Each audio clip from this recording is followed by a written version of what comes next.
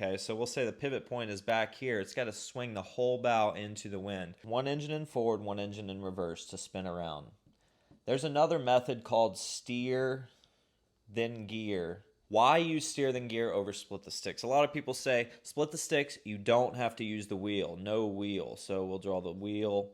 We don't want that, okay? Steer then gear, we do use the wheel and only one engine at a time. So the reason I use steer then gear is because I have more control, especially in wind, in heavy wind. Let's say split the sticks. We have wind moving this way.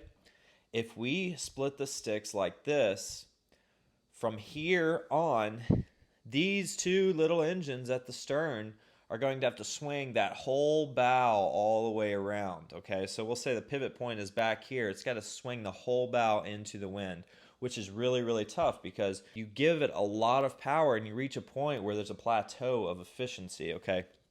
So what we do is steer then gear. Turn all the way to the right, put this one in forward, port engine in forward.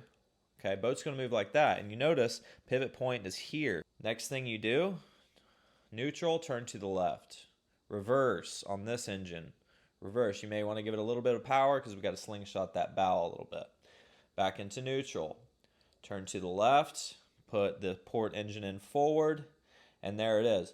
Because remember, the pivot point's going to be right here. So getting that bow upwind, you actually don't have to get the bow upwind. Only about this much of the bow goes upwind, whereas the wind will help the stern come around, and then you could straighten out and go straight out like that.